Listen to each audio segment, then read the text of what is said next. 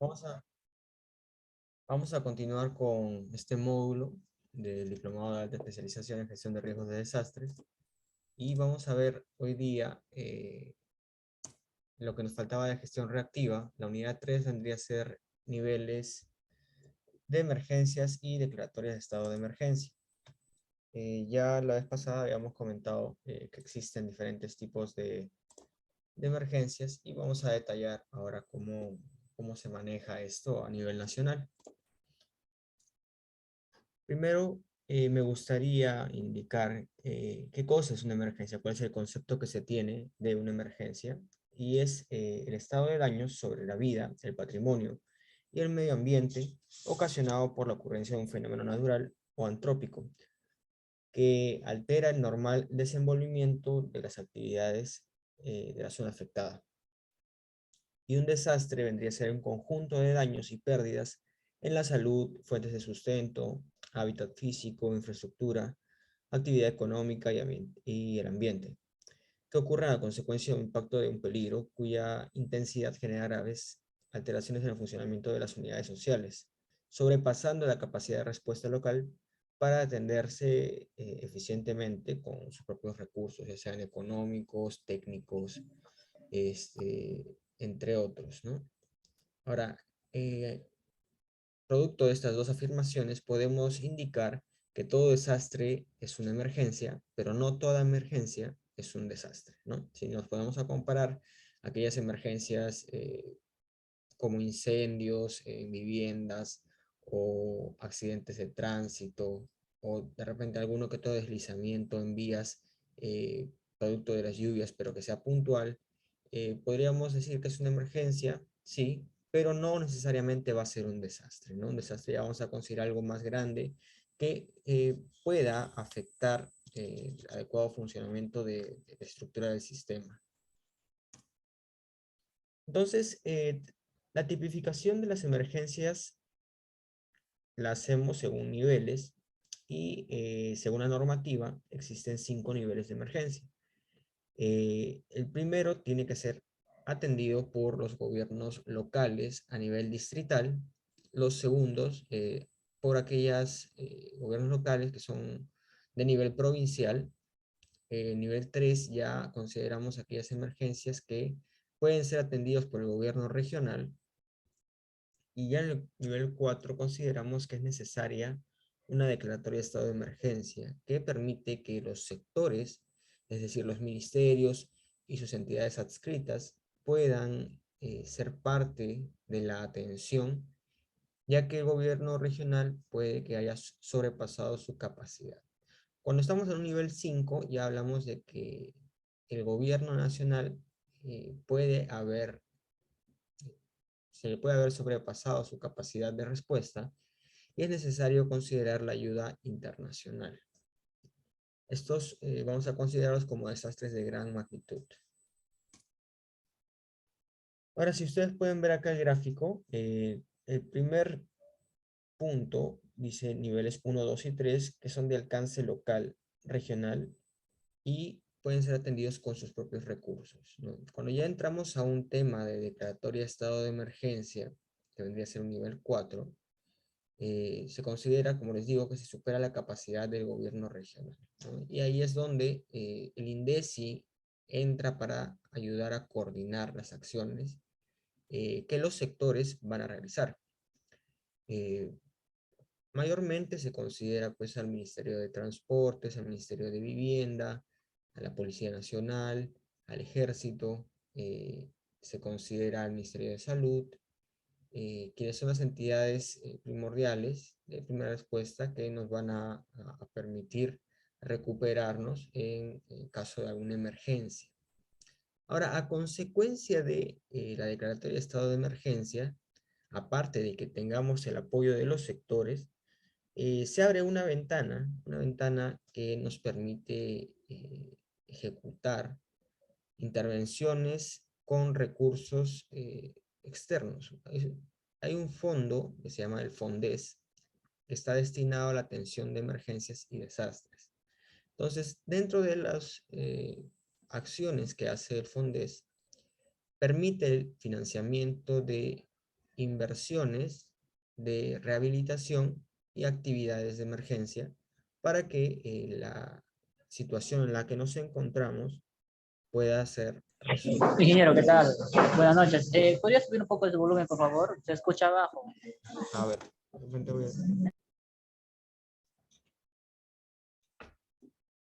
ahora sí se escucha mejor.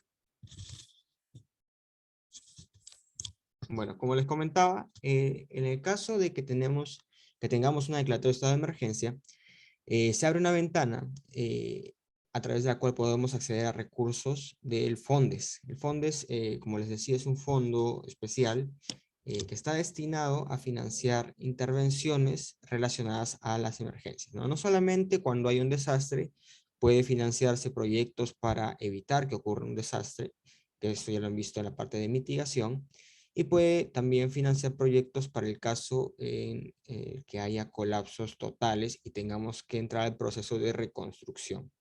En el proceso de rehabilitación y de respuesta, lo que hacemos es tratar de atender la situación actual y tratar de dar la mejor asistencia que se pueda a la población y recuperar los servicios públicos básicos indispensables, ¿no? Esto ya sea a través de una actividad de emergencia, que básicamente son bienes y servicios, o a través de una obra que podría ser la rehabilitación pues, de algún servicio, la rehabilitación de algún colegio, hospital, que haya dejado de funcionar parcialmente debido a la emergencia, ¿no?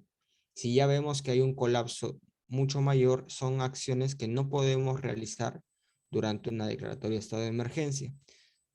Ya tendríamos que empezar a planificar las acciones que se tienen que realizar dentro del proceso de reconstrucción. La idea del proceso de reconstrucción, o la diferencia, mejor dicho, entre rehabilitación y reconstrucción, es que para el proceso de reconstrucción tenemos que tener en cuenta el building back better, ¿no? Que significa reconstruir mejor.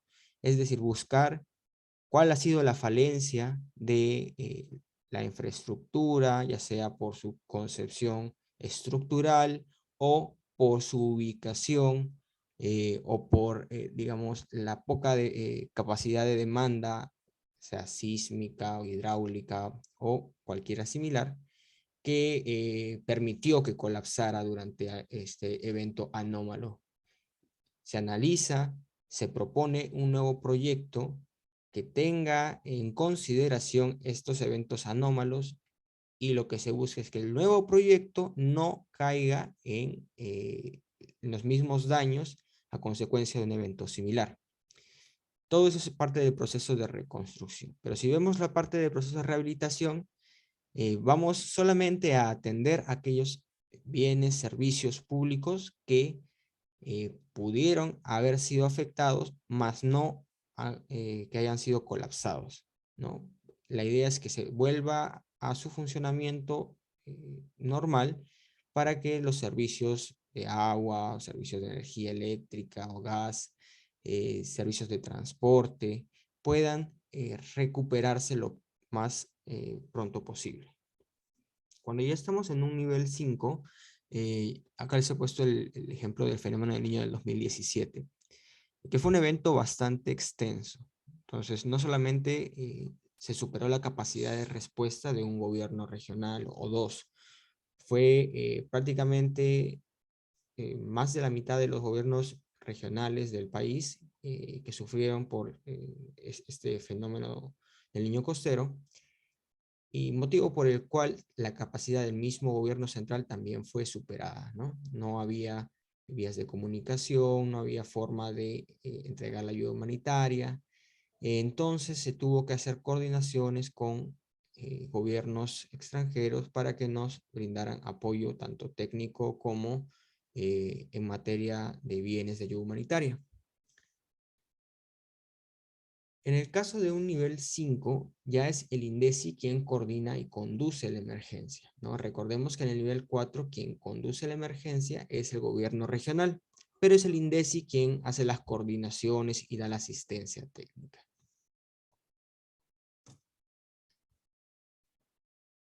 Acá hay un pequeño modelo de cómo funcionan los niveles de emergencia. El nivel 1 y 2, monitoreo, está a cargo del Centro de Operaciones de Emergencia, quien reporta los daños, coordina y conduce la respuesta en su jurisdicción, interviene con sus propios recursos, empadrona y distribuye los bienes de ayuda humanitaria, toma las decisiones con el grupo de trabajo y la plataforma de defensa civil.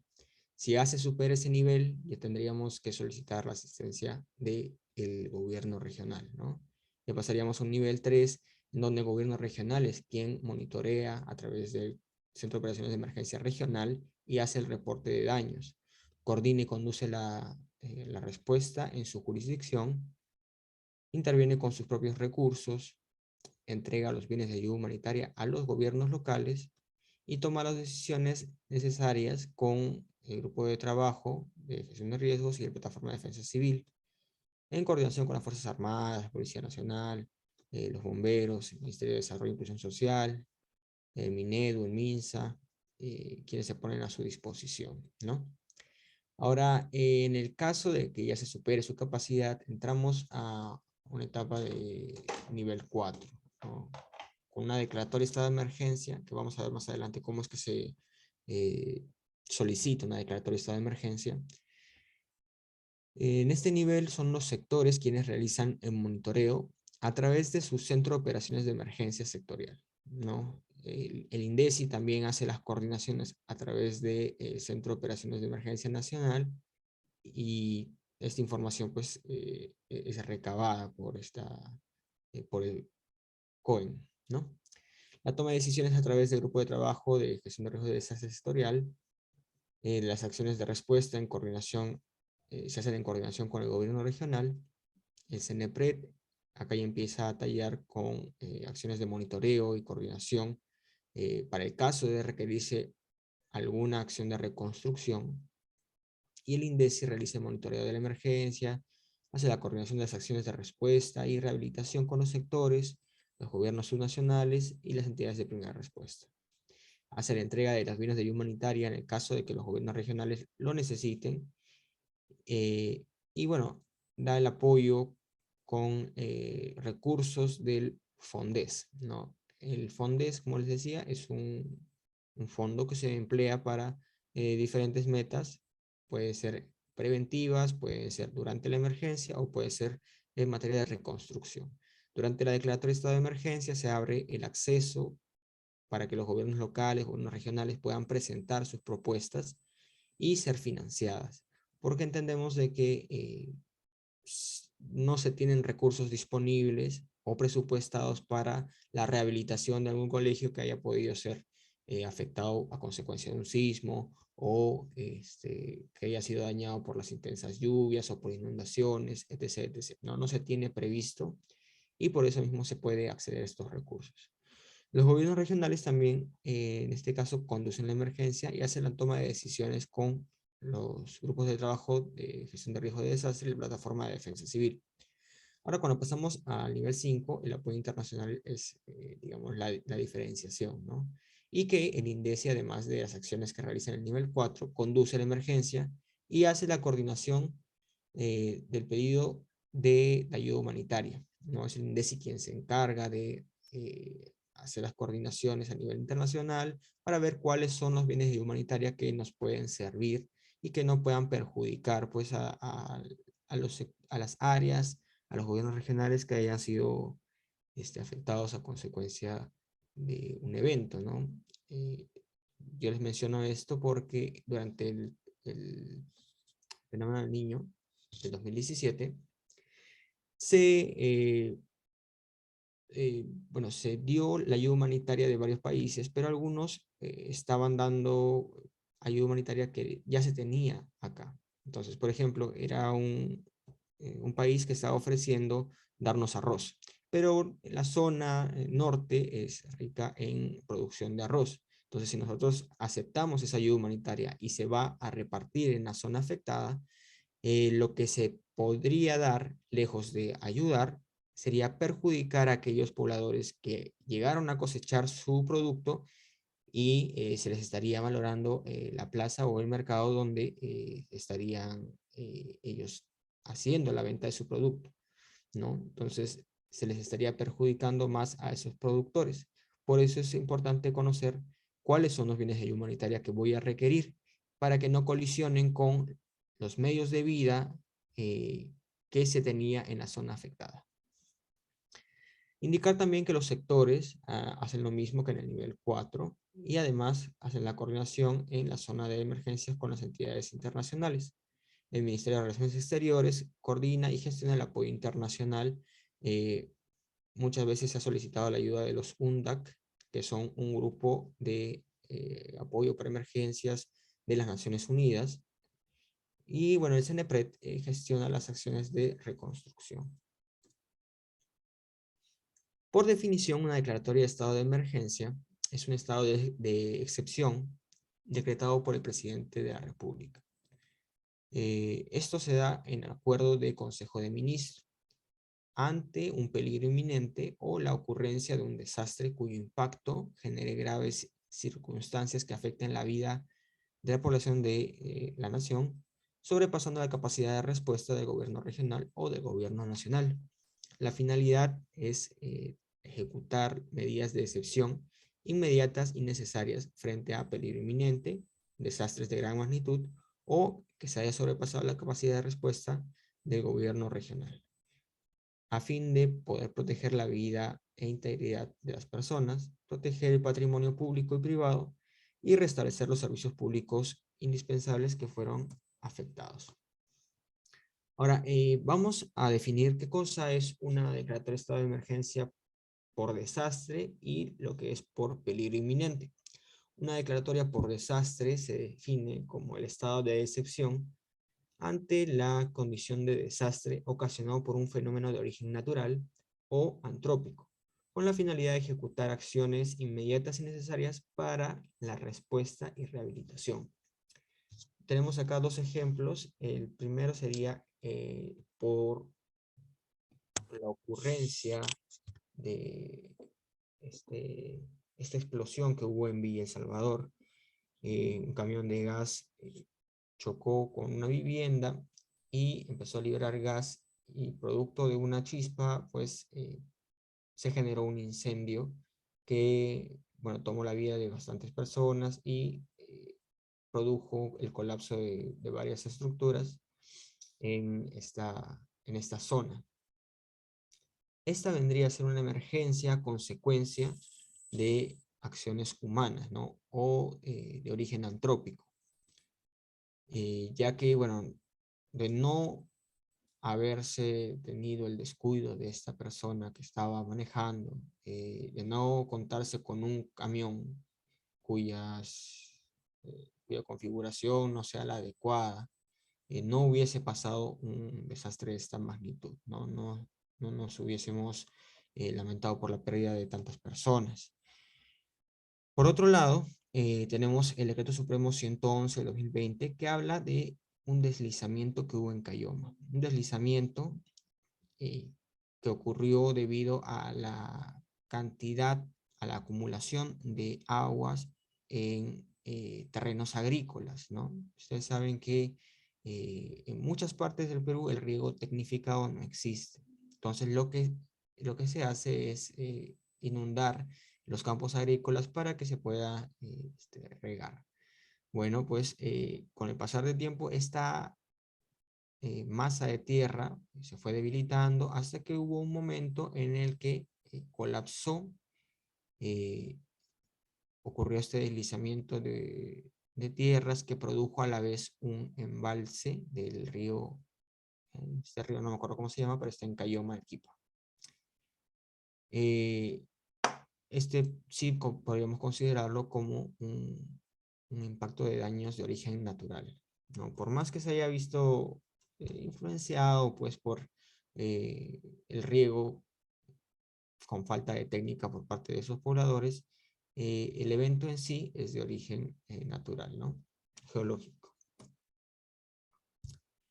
Ahora, cuando hablamos de una declaratoria de estado de emergencia por peligro inminente, consideramos que es un estado de excepción ante la probabilidad que un fenómeno físico potencialmente dañino de origen natural ocurra en un lugar específico en un periodo inmediato. Y esto tiene que estar sustentado con evidencia técnico-científica, con la finalidad de ejecutar las acciones inmediatas y necesarias para reducir los efectos dañinos del potencial impacto en salvaguarda de la vida e integridad de las personas y el patrimonio público y privado. El ejemplo que tenemos acá es, bueno, la temporada de lluvias que, como les dije la vez pasada, es recurrente. Cada año, según información que se tenga del CENAMI, se podrá determinar si es que el periodo de lluvias va a ser anómalo o va a estar por debajo de la media. Es una estimación, lógico está, pero está en base a información técnica científica. Entonces, en el 2020-21 se consideró que la temporada de lluvias iba a estar por encima del el promedio regular, lo que podría ocasionar inundaciones pluviales, Entonces se dio la declaratoria de estado de emergencia en algunas provincias de los departamentos de Apurímac, Arequipa, Ayacucho, Cusco, Huancavelica, Ica, Moquegua, Puno y Tacna, con la finalidad de que estos gobiernos locales y los gobiernos regionales puedan realizar primero modificaciones presupuestales de su propio presupuesto para la atención de las emergencias. Es decir, yo sé que va a venir un periodo de lluvias, ya me están diciendo, estoy dentro de una declaratoria de estado de emergencia y tengo 2 quebradas que pasan por cerca de mi población. Entonces lo que tengo que hacer es realizar la limpieza de esas quebradas para evitar que existan huaicos que perjudiquen a la población. O si es que hay un río que pasa cerca, yo sé que ese río se va a cargar y probablemente va a inundar a la población. Entonces también tengo que poder proponer acciones como la contratación de maquinaria para la limpieza del cauce del río y de repente la conformación de diques de protección para que no haya ese tipo de desastres, ¿no? Que se dañe la población que se tiene expuesta. Lamentablemente, muchas veces, por más que se les considera a varios gobiernos locales dentro de este tipo de declaratorias por peligro inminente, que es prácticamente decirles, actúa de una vez porque va a haber un gran evento, por mucho que se les pida que realicen este tipo de acciones, a veces no proponen actividades o proyectos para la limpieza de los ríos o conformación de diques, y quien sale más perjudicado pues es el poblador que tiene su vivienda cerca a una zona inundable, ¿no? Bueno, el procedimiento para la solicitud de una declaratoria de estado de emergencia comienza por parte del gobierno regional. El gobierno regional tiene que hacerse cargo y ver que la capacidad técnica financiera su, de su gobierno regional se ha visto superada y proponer, dependiendo de qué tipo de emergencia nos encontremos, ¿no? Si es que estamos en peligro inminente, vamos a adjuntar un informe de estimación de riesgos con una opinión de la entidad técnica científica, ¿no? Por ejemplo, si es que hay un cerro que parece que se va a deslizar, que va a haber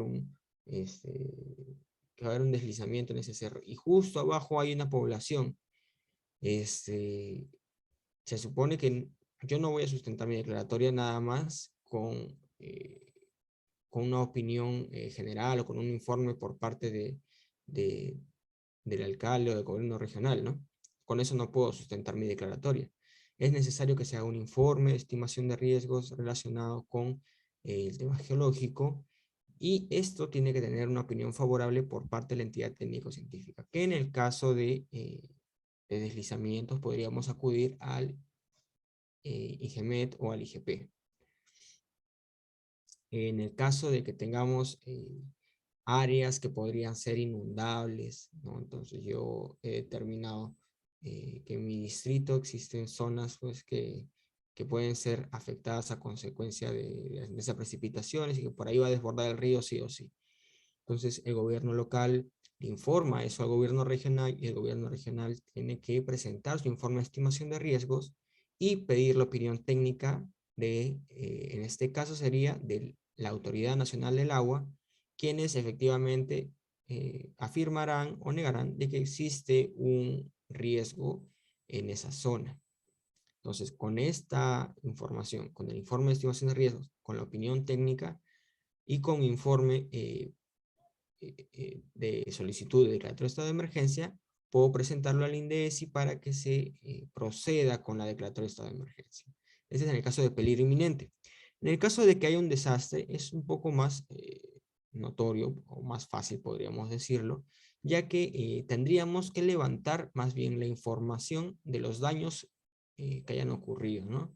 Entonces, al haber ocurrido un desastre, que digamos puede ser una inundación, yo voy a tener que hacer mi levantamiento de información con la evaluación de daños y análisis de necesidades, y en este caso detallar pues cuáles han sido los sectores que se han visto más perjudicados y tener una opinión técnica por parte de estos sectores. Es decir, si es que a consecuencia de las inundaciones se ha visto daños en la cimentación de un hospital. Entonces, la opinión técnica tendrá que venir por parte del sector salud, quien efectivamente me dará la razón y me dirá si se ha sobrepasado la capacidad y hay daños en esta infraestructura de salud, ¿no? O si es de alguna institución educativa, será el Ministerio de Educación. Si es que es sobre alguna vía, será el Ministerio de Transporte. Si es que es con respecto a viviendas que han colapsado, será el Ministerio de Vivienda, ¿no? Se presenta esta información al INDECI, el INDECI lo presenta mediante un informe a la PCM, la Presidencia del Consejo de Ministros, entra en sesión y de ser favorable se le da pues la declaratoria de estado de emergencia mediante la publicación de un decreto supremo en el peruano. Por parte del INDECI, el informe que se hace tiene que identificar el peligro o el desastre que ha ocurrido, el ámbito geográfico de donde estamos hablando, qué distritos están involucrados y la jurisdicción, ¿no? A quién le corresponde.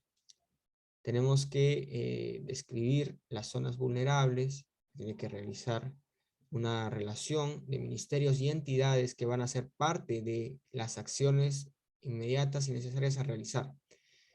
Es decir, que si yo tengo daños en el sector educación, vivienda y salud, estos tres sectores van a tener que estar dentro de la declaratoria de estado de emergencia para que puedan proponer las soluciones adecuadas durante la emergencia, ¿no? Entonces tengo mi relación de ministerios y entidades y también hago una pequeña relación de las acciones que van a tener que realizar. Ahora, estas acciones que se ponen por parte del INDECI son generales, ¿no? Ya dependiendo de la zona, pues se va a puntualizar si es que se necesita de repente la instalación de módulos temporales de vivienda o simplemente no se necesita, solamente tiene que hacerse una limpieza de vías, de vías urbanas o, o lo que corresponda, ¿no? Pero lo que se pone sí es Ministerio de Vivienda, atender mediante la instalación de módulos temporales de ser necesario, de la limpieza de vías urbanas de ser necesario, ¿no? Etcétera, etcétera. Bueno, se hacen recomendaciones y se enumeran las acciones a ejecutar. La declaratoria de estado de emergencia dura regularmente 60 días. Entonces, si es que durante estos 60 días no se ha cumplido con restablecer los servicios públicos básicos y darle la atención adecuada a la población, es posible que el gobierno regional solicite una ampliación o una prórroga a la declaratoria de estado de emergencia. Y para poder hacerlo, primero tiene que haber un sustento adecuado. Y segundo, se podrá realizar como máximo hasta 15 días antes de que venza la declaratoria de estado de emergencia. Lo que tiene que juntarse es un informe técnico y las medidas de carácter presupuestal que se tienen, ¿no? Ahora, hay muchas veces en que tenemos una relación de 10 gobiernos locales que están en emergencia y posterior al vencimiento de esta declaratoria en la prórroga se considera nada más 5 gobiernos locales. Esto es debido a que las acciones que se tenían que realizar en estos otros gobiernos locales enumerados ya se cumplieron, ya finalizaron, y lo que se busca pues es que se atienda a los gobiernos locales que aún tienen acciones pendientes.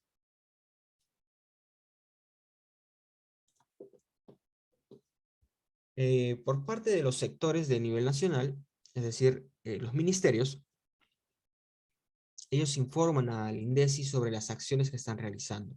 Entonces el INDECI, a través de la Dirección de Rehabilitación, contrasta si es que efectivamente aún queda pendiente, digamos, la instalación de módulos temporales, según la información tanto del ministerio como la información del mismo gobierno local, ¿no?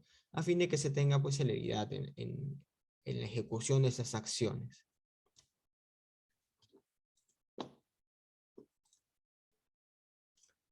Ya les había adelantado un poco de los mecanismos financieros que se pueden acceder con una declaratoria de estado de emergencia.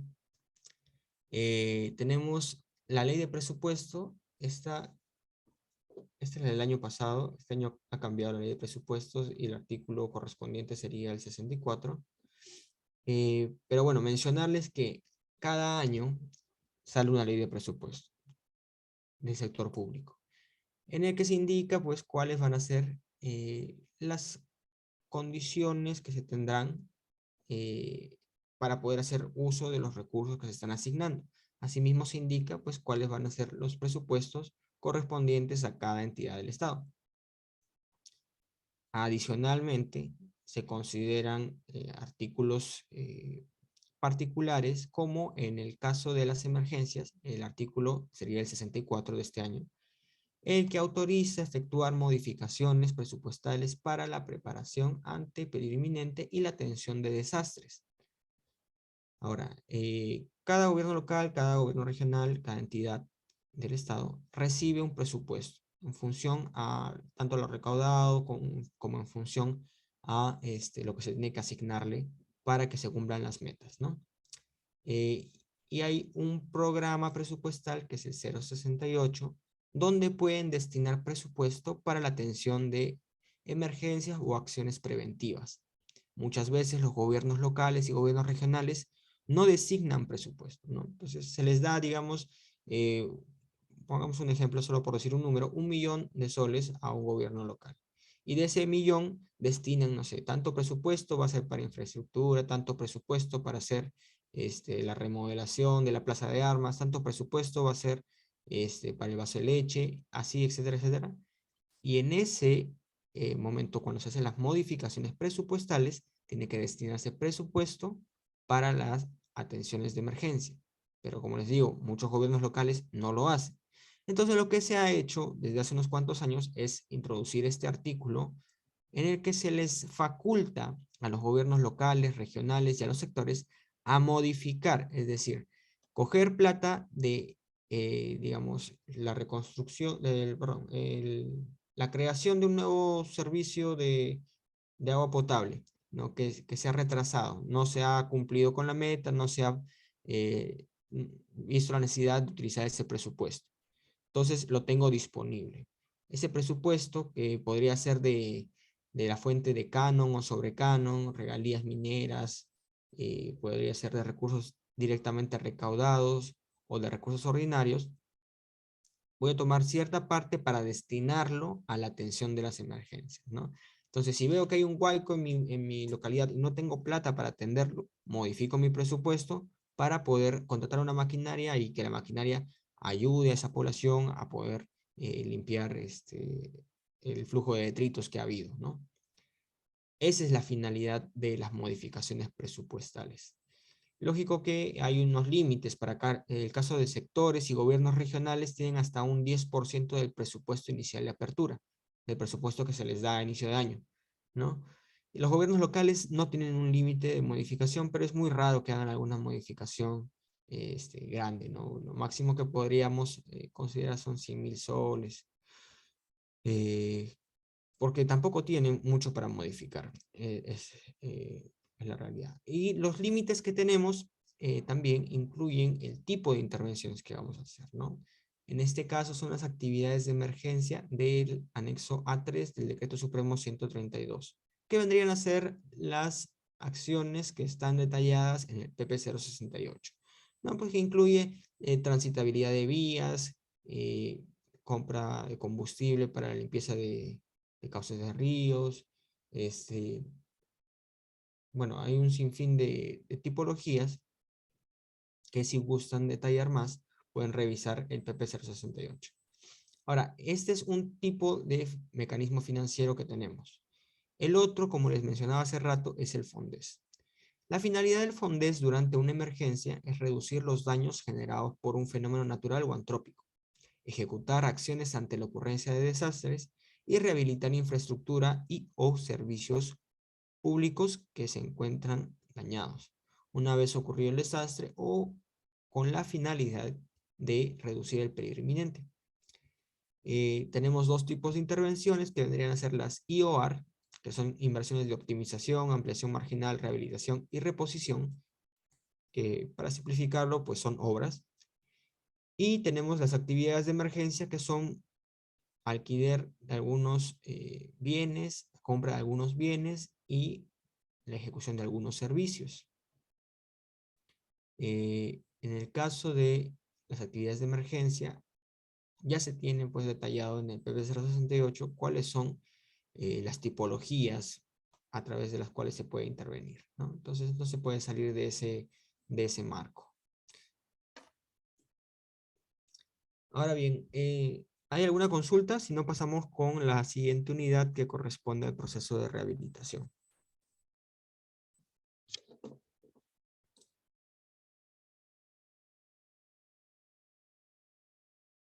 A ver, acá José Antonio nos indica de que si duran 60 días la respuesta. Bueno, la declaratoria de estado de emergencia tiene un plazo regular de 60 días. Se supone que durante esos 60 días las intervenciones que realicen los gobiernos locales, ya sea con presupuesto modificado o a través de recursos del FONDES, y las acciones que realicen los sectores con su propio presupuesto, van a garantizar que los servicios públicos básicos y el bienestar de la población se haya recuperado, ¿no? Esa es la idea. ¿Hasta qué monto se podría puntualizar, se podría considerar una actividad de emergencia? Ya, depende mucho de qué tipo de actividad de emergencia estemos hablando. Si es que consideramos, digamos, un alquiler de camión cisterna para poder abastecer de agua a la población que se ha quedado sin agua a consecuencia de contaminación hídrica, por ejemplo, o de que haya habido un huaico que se haya llevado a la planta de tratamiento de agua, ¿no? Y se ha quedado sin servicio de agua a la población. Entonces, lo que yo voy a buscar es atender a mi población la mayor cantidad de tiempo posible. Las actividades de emergencia tienen un límite de máximo 6 meses. Entonces, yo puedo modificar mi presupuesto para poder pagar el alquiler de una cisterna que dure los 6 meses. Y dependiendo de cuántas cisternas voy a requerir, voy a saber cuánto es lo que voy a necesitar ejecutar.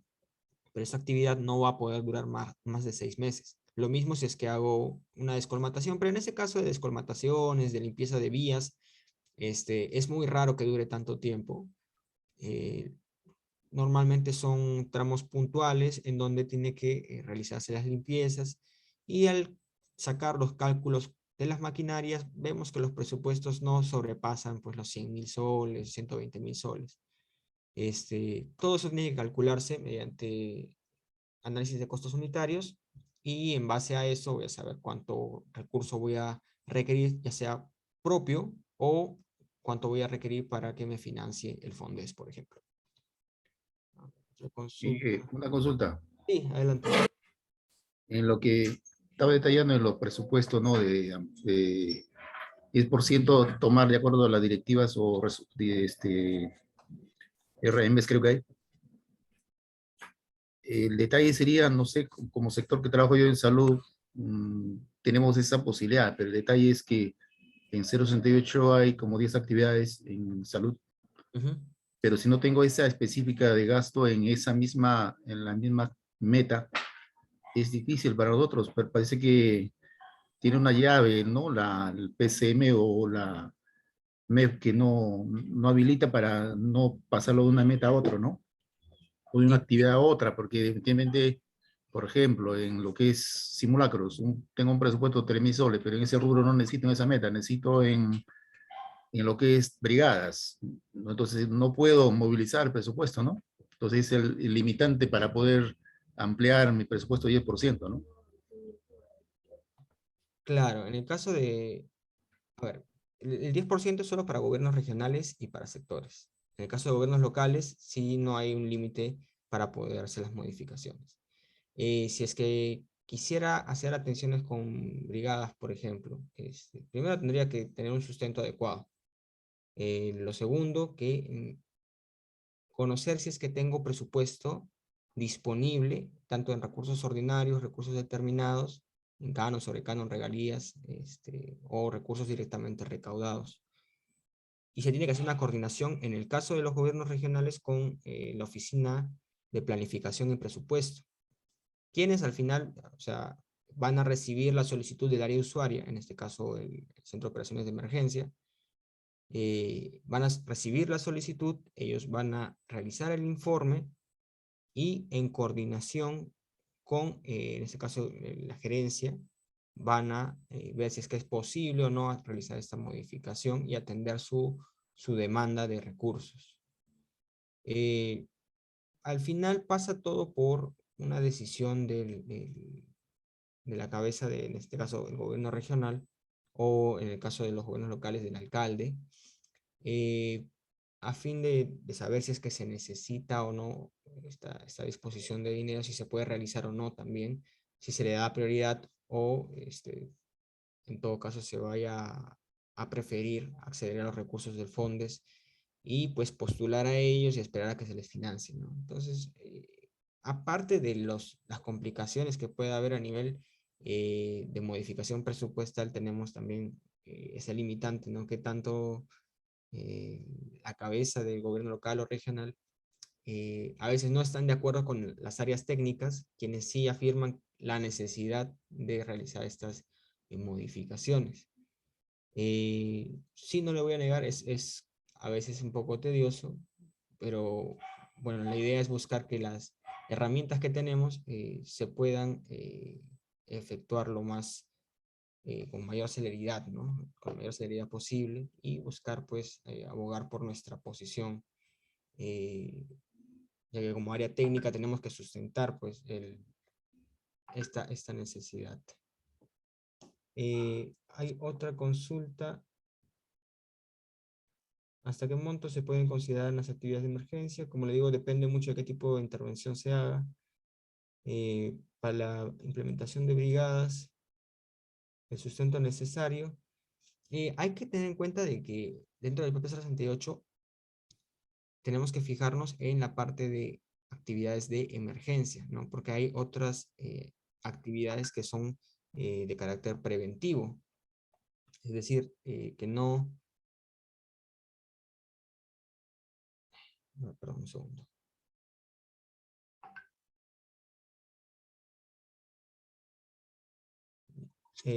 Son de carácter preventivo y que por ese motivo no podríamos intervenir en esas acciones, ¿no? Tenemos que fijarnos nada más en las actividades de emergencia.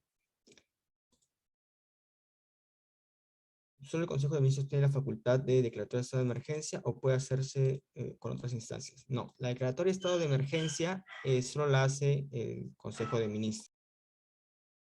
Perdón, un segundo.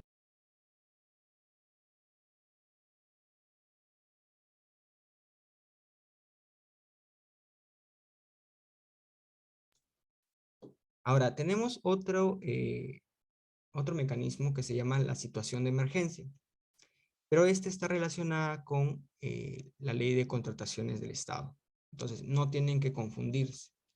Una declaratoria de estado de emergencia es con la finalidad de que los sectores intervengan, con la finalidad de acceder a recursos del FONDES o modificar nuestro presupuesto como gobierno local o regional, Mientras que una situación de emergencia lo que hace es manifestar que nos encontramos en emergencia y por ese motivo es necesario realizar una contratación directa, es decir, sin pasar por los procesos regulares, pero obviamente tiene que hacerse un proceso simplificado que posteriormente se regularice. La situación de emergencia es solicitada por los gobiernos locales o gobiernos regionales a través de la sesión de consejo municipal o consejo regional. Se tiene que indicar pues los motivos por los cuales se está queriendo acceder a una situación de emergencia, que normalmente vamos a sustentarlo con una declaratoria, ¿no? Es curioso. Primero tengo que tener la declaratoria de estado de emergencia en el que indique que efectivamente por tal fenómeno natural ha habido tal afectación y es necesario realizar acciones inmediatas y necesarias.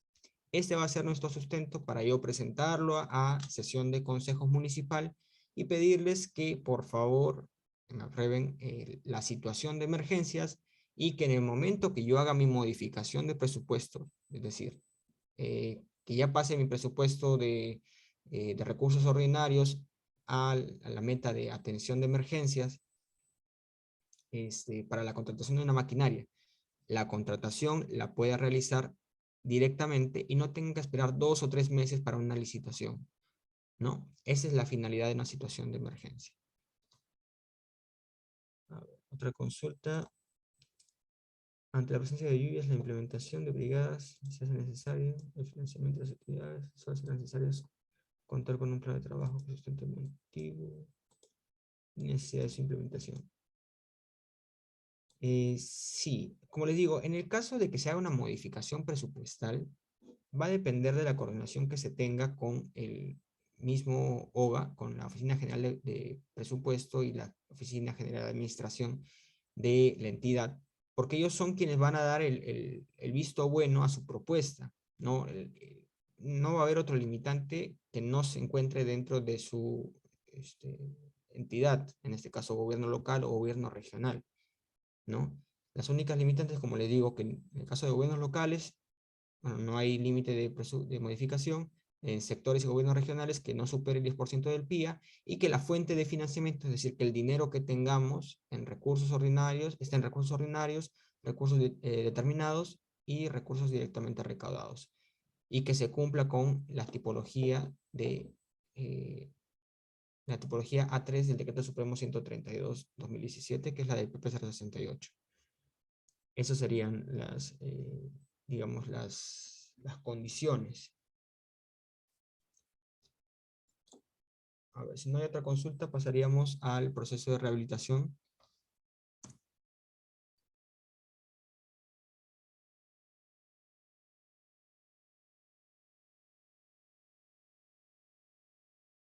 A ver, la actividad de atención de servicios esenciales frente a lluvias e inundaciones, ¿a qué se refiere?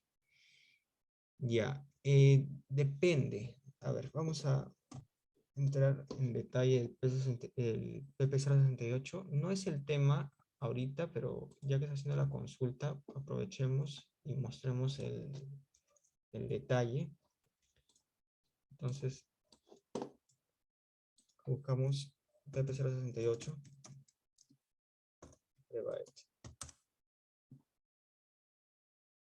Y acá tenemos el programa presupuestal de reducción de la vulnerabilidad. Este es el PREVAET. Acá está el diseño del 2022. Entonces, como les decía, el PREVAET no solamente es para el caso de emergencia, ¿no? Es un programa de presupuestal de reducción de la vulnerabilidad y atención de emergencias por desastre. Cuando vemos la parte de reducción de vulnerabilidad, ya hablamos de el presupuesto que se tenga que asignar para acciones previas a una emergencia. Entonces, nosotros vamos a ir a lo que son actividades, por ejemplo, el tema de transitabilidad.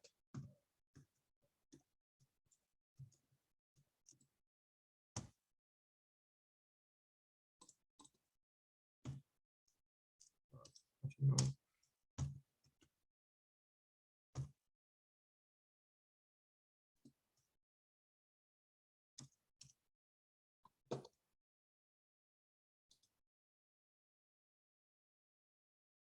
limpieza, descontaminación de cauces.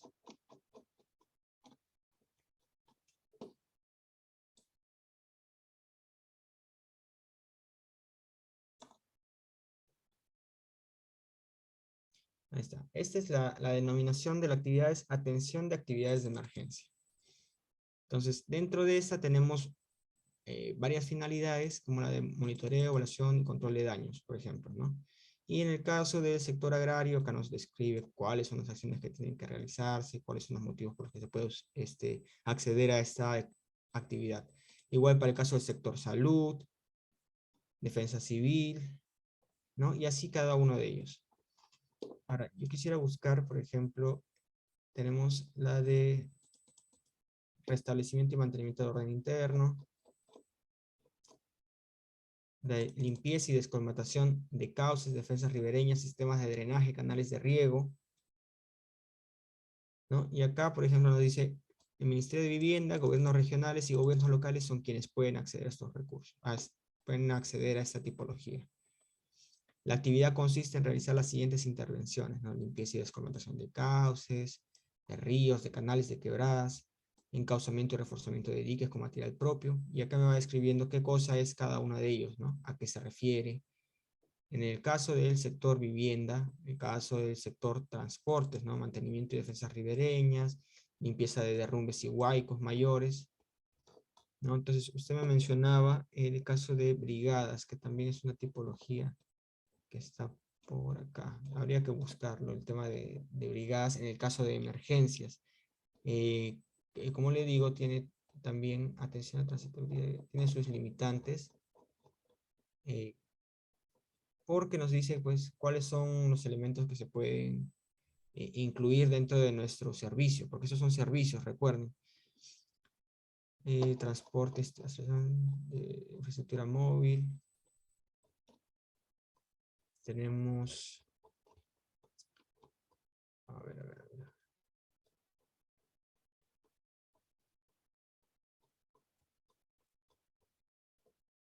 Todo este desarrollo lo hace cada sector, ¿no? Tiene su flujograma para poder guiarnos. Tenemos, por ejemplo, la atención de daños de salud de las personas. Esta vendría a ser la finalidad 021-2133, ¿no? Esta finalidad comprende la organización de atención de salud de personas. Se ejecuta según las siguientes modalidades. Y acá tengo el detalle de qué es lo que puedo realizar, ¿no? La atención de los heridos y lesionados, que puede ser dentro o fuera de los establecimientos de salud en la zona de emergencia. Los equipos que realizan la atención son personal de salud que pueden ser o no brigadistas y pertenecen a la jurisdicción todo tiempo que sea necesario. Se puede contar con personal asistencial por terceros por un mínimo de 3 meses, ¿no? Estos serían los servicios que se puede considerar. Y si se dan cuenta acá dice, la ejecución de la actividad está a cargo de las siguientes unidades ejecutoras. Tenemos el pliego salud a través de la sede administrativa de MISA, o en el caso de gobiernos regionales, a través de su unidad ejecutora que sería la dirección o gerencia regional de salud, las redes de salud, hospitales e instituciones. Pero en este caso, por ejemplo, no tenemos acción por parte de gobiernos locales. No podrían acceder a esta tipología. Entonces, si es que a esos, digamos, candados o trabas, como quisiera decirle, se refiere, sí, existen algunas limitantes, más que todo por competencias, ¿no? Por el tema de competencias. Les voy a pasar este link para que lo puedan leer con más detenimiento. Fijémonos, como les digo, solamente en el caso de emergencias, en la actividad, atención de actividades de emergencia. Esta es la que tenemos que relacionar con las modificaciones presupuestales en el caso de que tengamos una declaratoria de estado de emergencia. Bien. A ver, hay una consulta más. En el caso de contar con un establecimiento de salud declarado inhabilitado, donde actualmente se encuentre en una vivienda por calidad de préstamo, que también se encuentra en mal estado, A ver, si nos podría aclarar un poco su consulta, señorita Lady, para poder de repente conversarlo. Buenas noches. ¿Qué tal? Sí, por ejemplo, yo tengo un establecimiento que se encuentra actualmente inhabilitado por... eh, hay en el subsuelo sale agua y hay un ojo de agua muy cerca al establecimiento. Y aproximadamente 1 metro de altura del establecimiento de salud hay como moya y lo han declarado inhabilitado. Eso es en el 2015. Y actualmente se encuentra atendiendo a las personas en una vivienda que es prestada por parte de la municipalidad, que también justo hace poco nos hemos ido y le hemos visto en mal estado, que se encuentra con las paredes partidas, que se encuentra, casi la mayoría de paredes se encuentran en ese estado, ¿no? Partidas. ¿Qué es lo que Lesionadas, nosotros entiendo. qué es lo que nosotros podemos hacer para que construyan o puedan habilitar un establecimiento para la atención a nuestros pobladores, ¿no?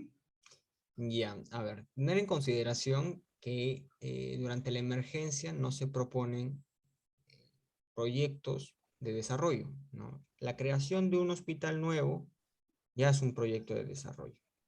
En Un el caso, proyecto de inversión, claro. claro, es un proyecto de inversión, pero, o sea, no buscamos reconstruir este establecimiento, ¿no? Cuando estamos en una Ah, estado de emergencia.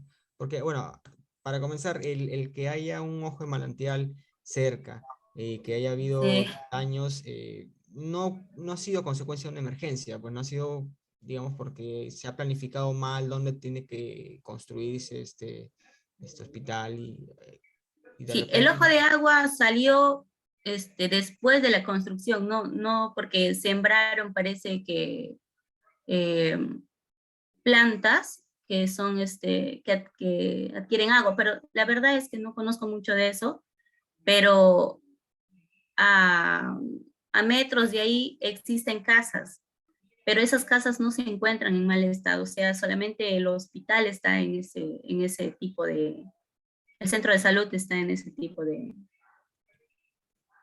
claro, lo que de sí estado, ¿no? se necesitaría es proponer un nuevo proyecto, pero Ah, no es que se ok. tenga que rehabilitar, porque como le digo, no ha sido a consecuencia de una emergencia que se ha dañado, ¿no? Ah, No es que ya, haya ok. venido un huaico y se lo haya llevado, ¿no?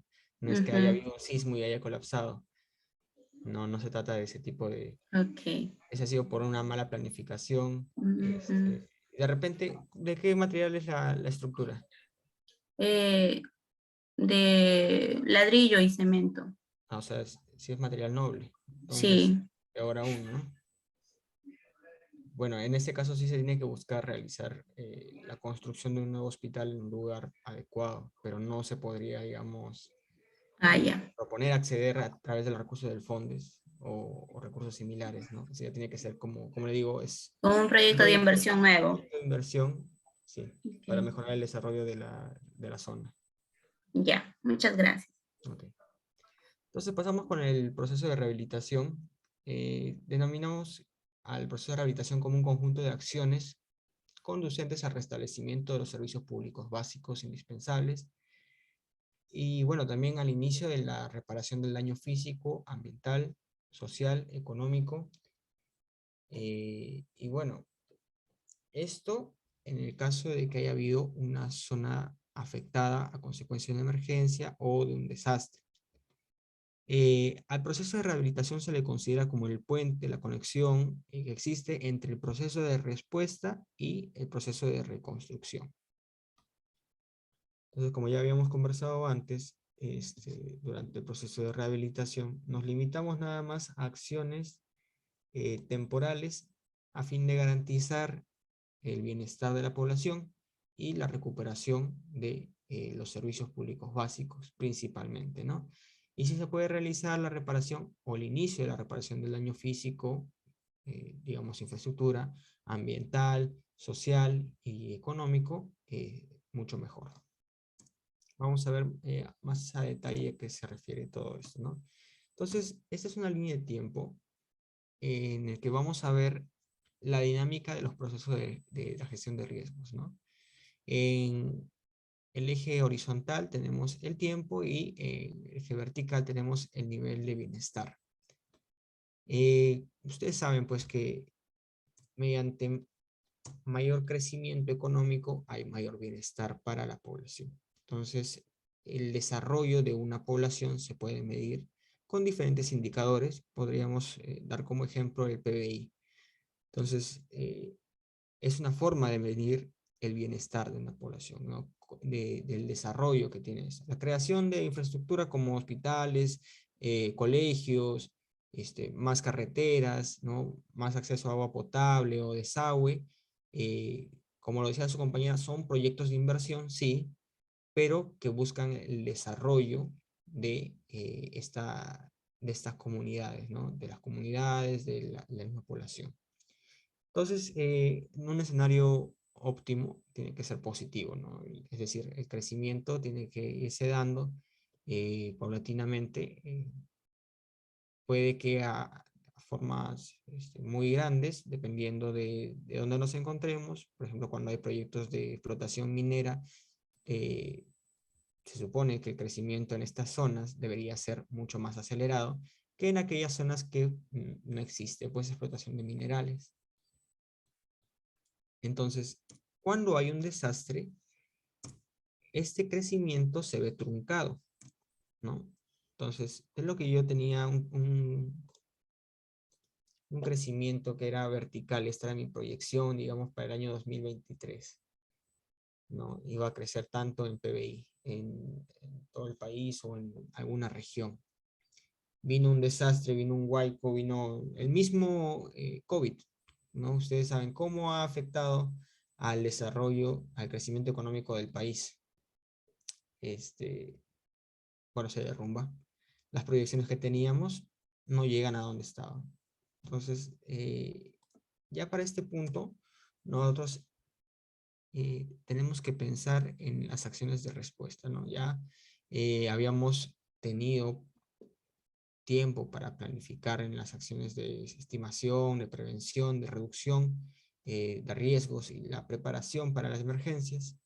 Y en el momento de un desastre, pues tenemos que actuar con lo que tenemos, ¿no? Entonces, para ello está el proceso de respuesta, que ya lo tratamos la clase pasada, el cual nos va a ayudar a recuperar el crecimiento retomar el crecimiento que teníamos antes, ¿no? En cierta medida. Entonces, con las acciones de respuesta hemos llegado hasta cierto punto.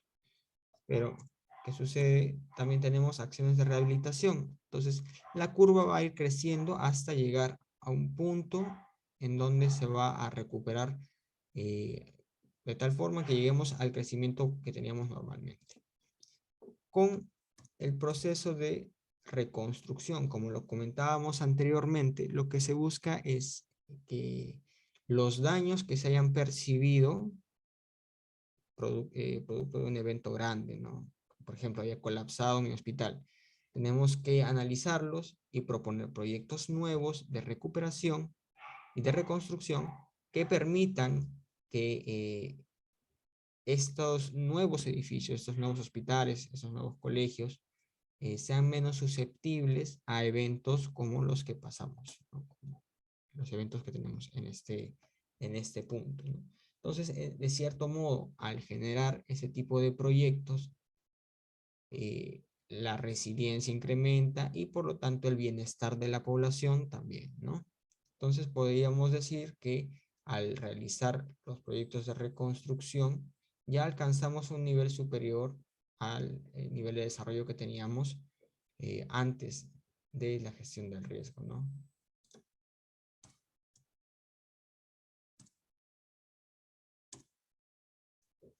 Ahora, fíjense también, en los procesos de respuesta, rehabilitación y reconstrucción, si bien son independientes uno del otro, no se tiene que esperar a que termine las acciones de respuesta para iniciar las de rehabilitación.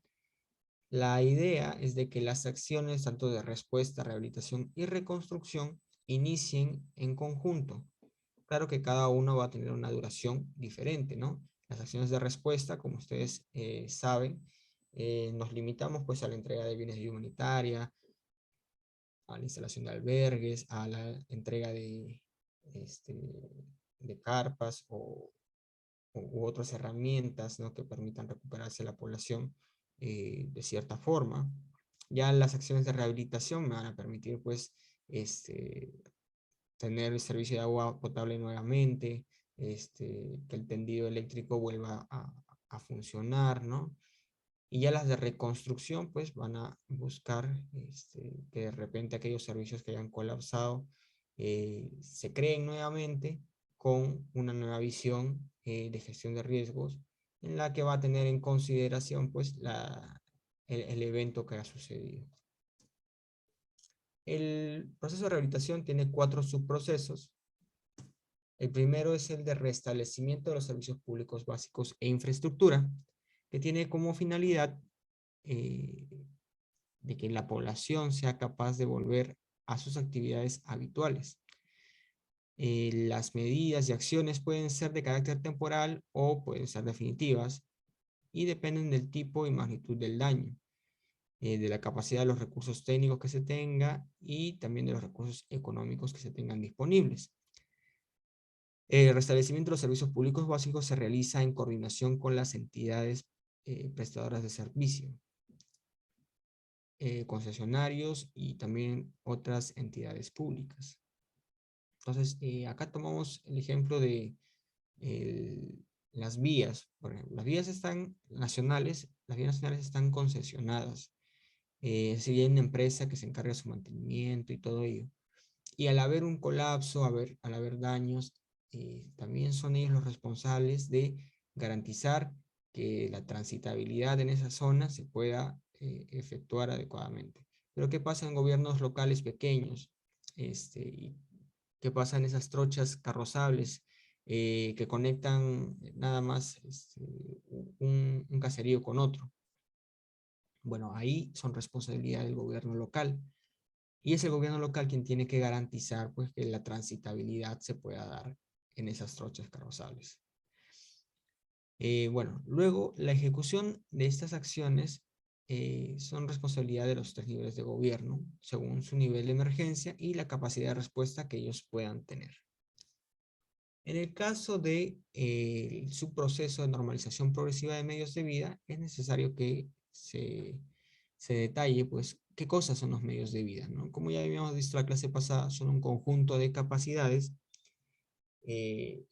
estrategias, actividades que permiten a una familia o a una persona satisfacer sus necesidades vitales, lo cual implica utilizar diversos activos, ya sea activos naturales, activos físicos, activos financieros, activos humanos, activos sociales, entre otros, ¿no? Como ustedes saben, hay medios de vida que son más susceptibles que otros, ¿no? Por ejemplo, la ganadería es un medio de vida que si bien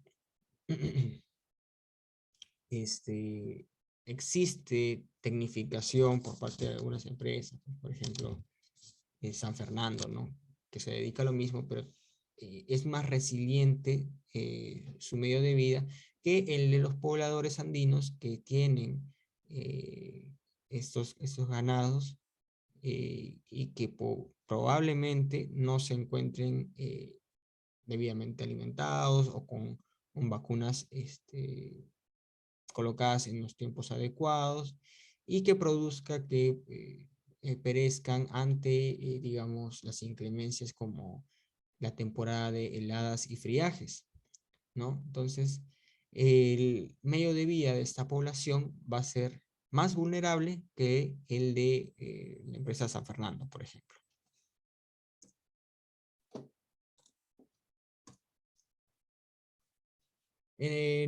Las entidades públicas de los 3 niveles de gobierno, en coordinación con los sectores y el sector privado, deben ejecutar programas y proyectos para la recuperación social de los damnificados y la reactivación económica utilizando sus recursos disponibles. Esto se refiere a que, por ejemplo, cuando hay heladas y friajes, se trata de minimizar el daño que pudiera haber a esa población pecuaria mediante el uso de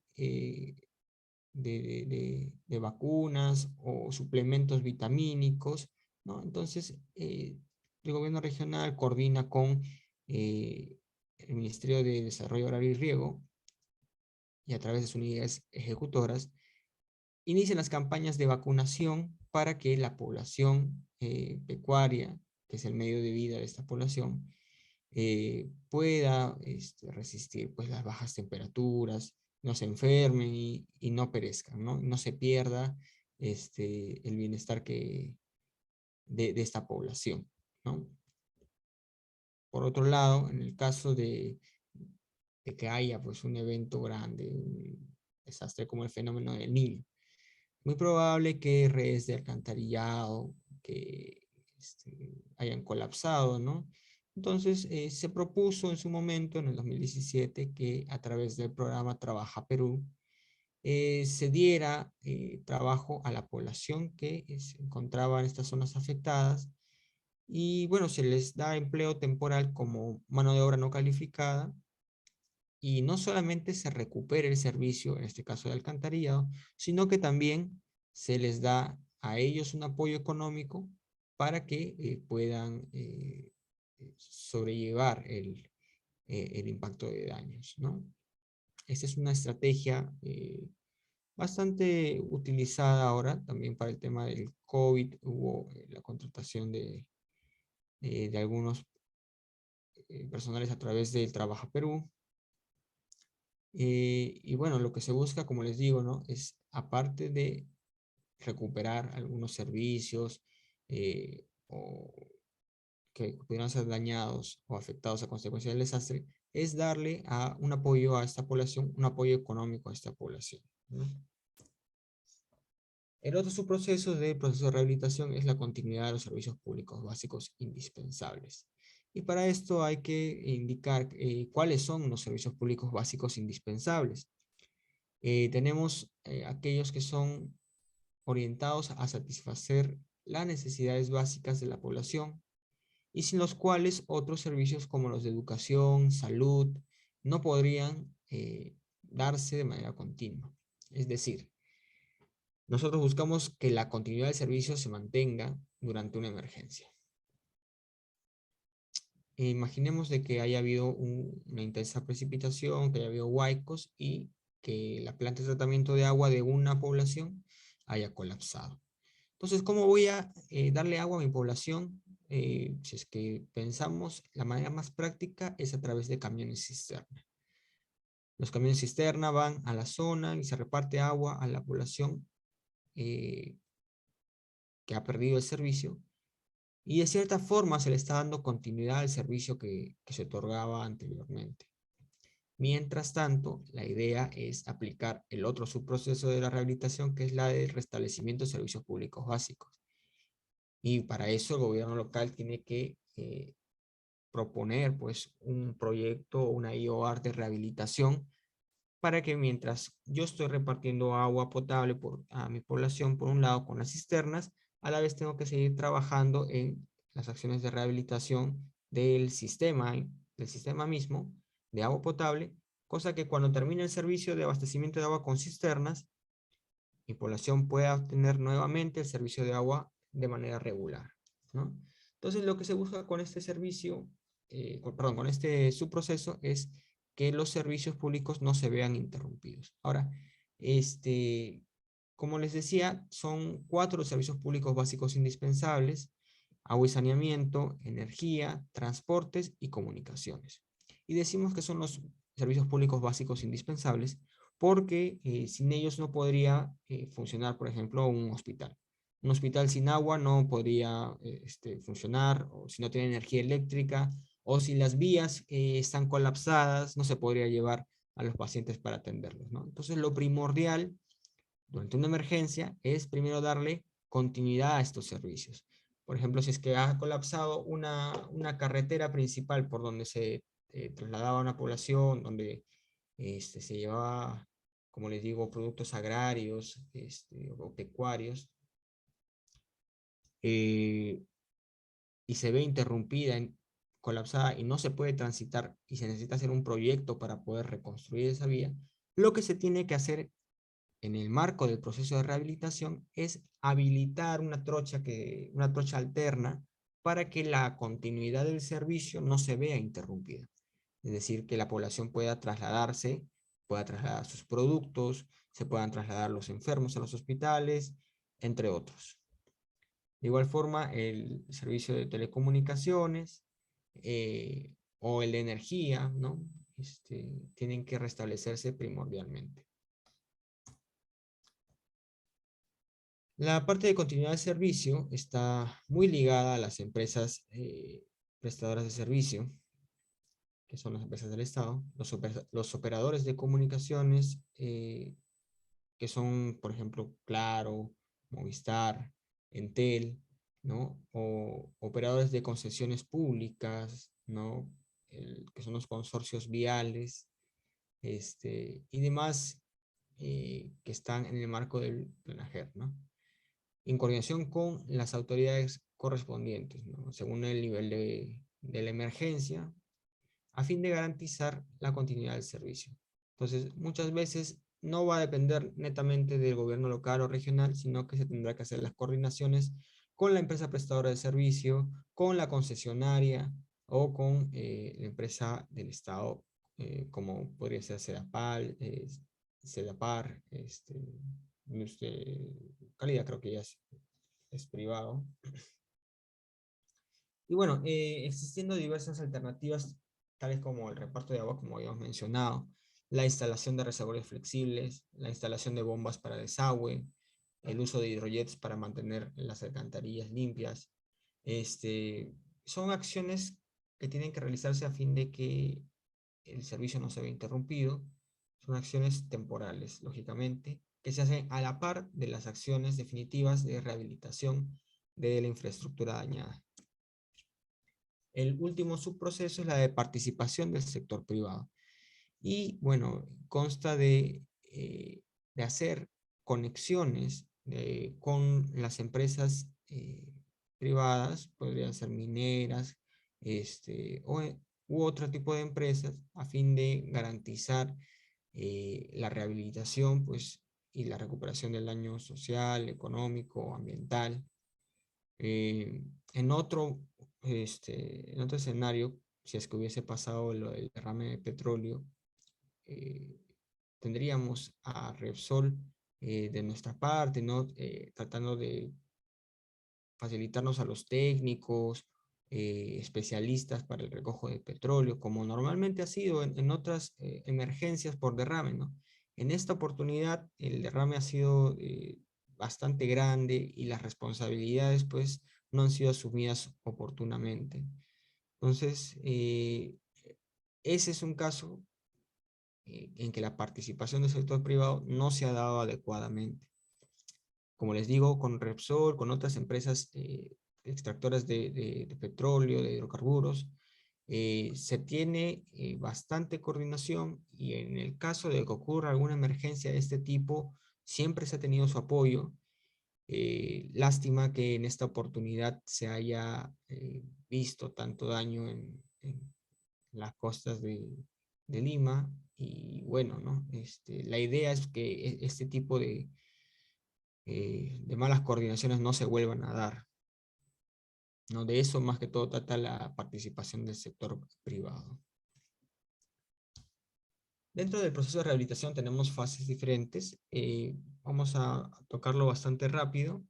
A ver, vamos a hacerle zoom.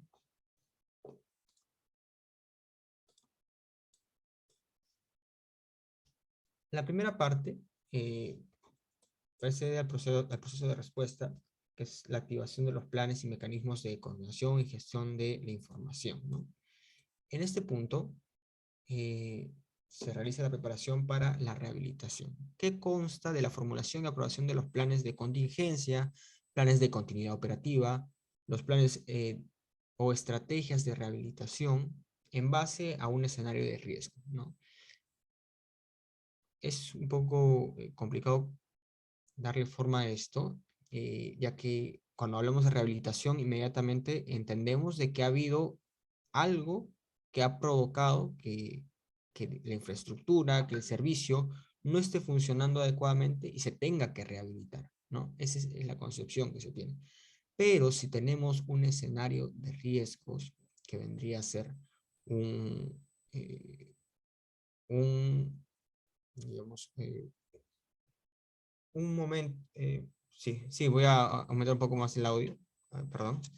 Si tenemos el caso de un escenario de riesgos en el que podríamos prever en qué áreas vaya a colisionar el evento, ya sea un deslizamiento, ya sea el impacto de un huaico o similares, podríamos adelantarnos y conocer cuáles son las acciones de rehabilitación que tengo que realizar antes de que ocurra este desastre, ¿no? Como hemos conversado desde un inicio, hay eventos que son cíclicos, como el periodo de lluvias, que provoca pues huaicos, deslizamientos, inundaciones, y en base a esos escenarios podemos proponer cuáles son las acciones de rehabilitación que voy a realizar, ¿no? En esta fase inicial se tiene que elaborar y aprobar los protocolos de continuidad de servicio, elaborar una línea base, es decir, conocer cuáles son, digamos, los hospitales que se tienen, cuáles son los colegios que se tienen en mi área, las vías por donde pasan, cuál es el catastro que tengo dentro de mi área geográfica, es decir, cuántas viviendas existen en tal o cual caserío, qué ríos pasan cerca de este caserío, cuánta población vulnerable se encuentra viviendo en esa área. Todo eso es parte de una línea base, ¿no? Conocer cuáles son los productos agrícolas que genera mi población o los productos pecuarios, entre otros. La información general. Mientras más información se tenga previa al desastre, se va a poder proponer mejores acciones, se va a poder ser más puntual al momento de que ocurra el desastre. Lógico, se tiene que tener conformado e instalado los grupos de trabajo de gestión de riesgos y la plataforma de defensa civil. Entonces, con esta preparación para la rehabilitación, al momento de que ocurra un desastre, yo voy a poder activar los planes que ya habíamos propuesto inicialmente. Entonces, en mi plan de rehabilitación yo había propuesto de que iba a haber el colapso de 3 tramos de vía, pero cuando ocurrió el desastre solo hubo colapso de 2 tramos. Entonces, el plan que yo propuse me va a ayudar, por lo menos porque yo en este momento, en la planificación, tengo que haber previsto cuánta maquinaria voy a tener que utilizar, cuánto combustible voy a tener que comprar, entre otros, ¿no? Entonces, al momento de que ocurre el desastre, ya voy a poder efectuar estas acciones que había previsto. Ahora, existen mecanismos de coordinación y articulación que también tengo que poner en ejecución, que vendrían a ser las sesiones permanentes del grupo de trabajo y la plataforma de defensa civil. Por último, en esta etapa tengo que consolidar los daños y los efectos a consecuencia del desastre.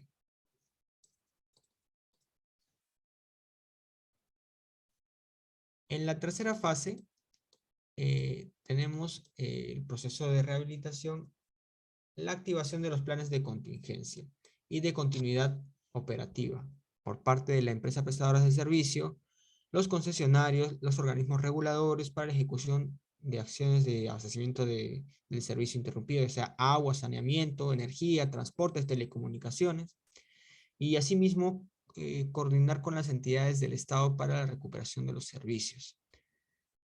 En este punto tenemos que ya tener la evaluación de los efectos en el caso de educación, salud, vivienda, telecomunicaciones, transportes, energía, agua, saneamiento, agropecuario, pesca, industria, comercio, empleo, medios de vida y gobernanza. Y asimismo ya tengo que estimar el valor monetario de los daños de la infraestructura pública y privada esencial.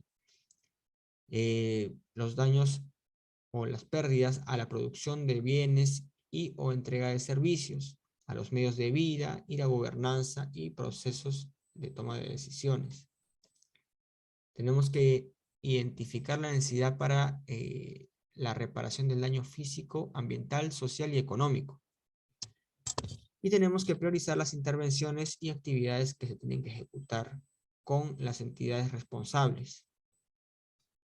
Por último, tenemos que realizar la implementación de las acciones para la normalización progresiva de los medios de vida, ¿no? Que ya habíamos hablado del empleo temporal, de programas de transferencia de presupuestos, bonos, entrega de kits u otros similares.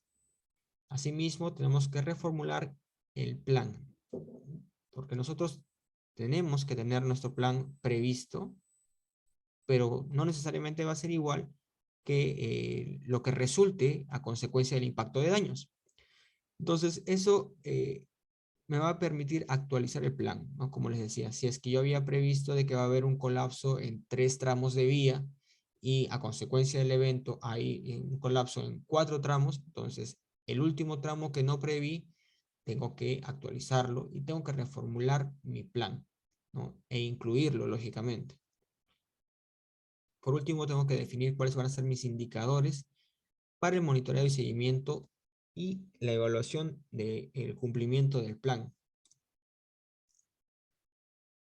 Bueno, para mencionarles un poco qué cosa es el daño físico, se considera las intervenciones,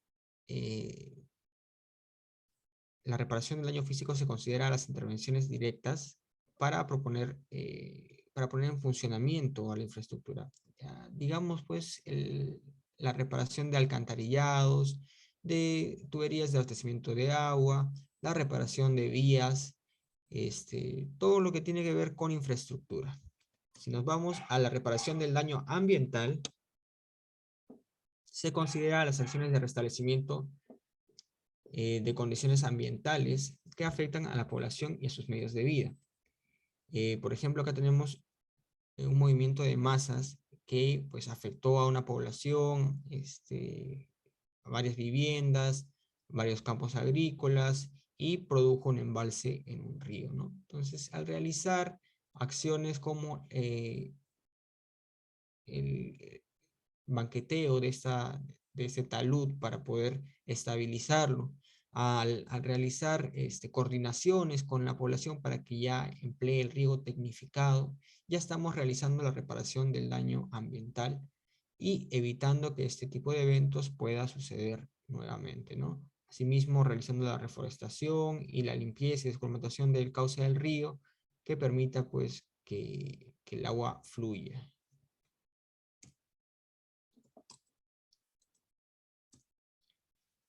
Por su parte, la reparación del daño social hace referencia a las acciones que están destinadas a recuperar emocional y psicológicamente a los habitantes de la zona afectada.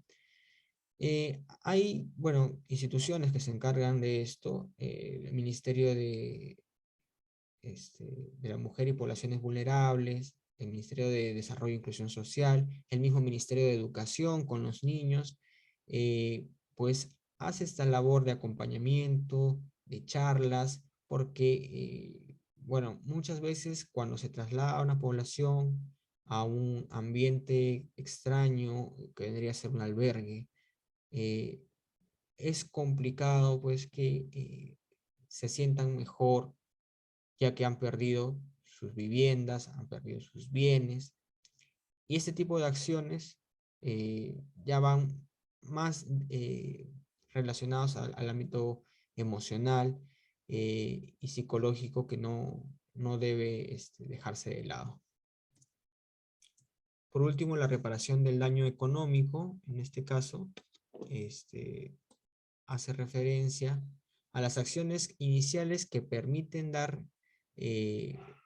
recuperar y normalizar progresivamente los medios de vida, priorizando la participación de la población y de las empresas privadas. Entonces, tenemos el ejemplo de Reactiva Perú, que es un programa que busca asegurar la continuidad de la cadena de pagos. Asimismo, otorga garantías a las pequeñas, medianas y grandes empresas a fin de que puedan acceder a créditos de trabajo y puedan cumplir de esta manera con sus obligaciones de corto plazo con los trabajadores y bueno, con los proveedores de bienes y servicios. Este es un ejemplo que, si bien fue bastante criticado, bueno, es una idea de cómo se tiene que realizar la reparación del daño económico. Mencionarles también que esta acción, el Reactiva Perú, fue realizada a través del Gobierno Nacional y del Ministerio de Economía y Finanzas, garantizando créditos de hasta 30.000 millones, que posteriormente se amplió otra vez por otros 30.000 millones, que equivale pues en total al 8% del PBI.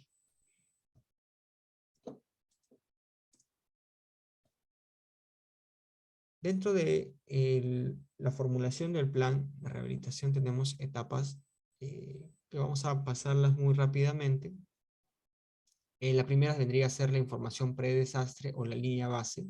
Como les decía, la línea base es el estado situacional tal cual se tiene de un distrito o de una provincia, en el que tiene que considerarse pues las condiciones físicas del territorio, las condiciones demográficas, socioeconómicas y culturales. Se tiene que contar con evaluaciones de riesgo o estimaciones de riesgo que permitan conocer cuáles son las áreas más susceptibles a diferentes eventos, ¿no? Como decíamos, saber por dónde pasan las quebradas, por dónde son las quebradas más susceptibles de que haya huaicos, o las riberas inundables, o no sé, de repente las áreas con terrenos inestables que a consecuencia de un sismo podría amplificar el movimiento y perjudicar más a esa población. Tenemos que contar con una estadística de daños, el estado situacional de la infraestructura pública, de los medios de vida, la situación de gobernanza y la situación de los activos críticos por cada uno de estos sectores.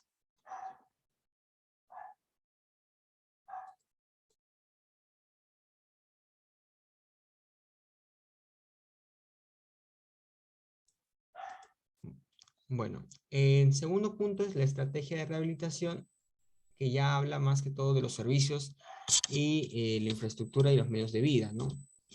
Se tienen que conocer los elementos que se tienen que rehabilitar, la visión y los principios rectores, los resultados previos que hayan habido a consecuencia de algunas acciones de rehabilitación en eventos similares, y con ello,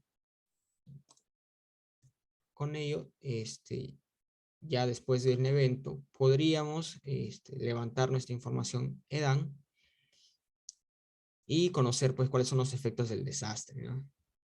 Hay que hacer una evaluación de los efectos, que sería conocer cuáles son los daños, las pérdidas y los gastos adicionales. Y el cálculo de esto pues se va a reflejar en nuestro plan de rehabilitación.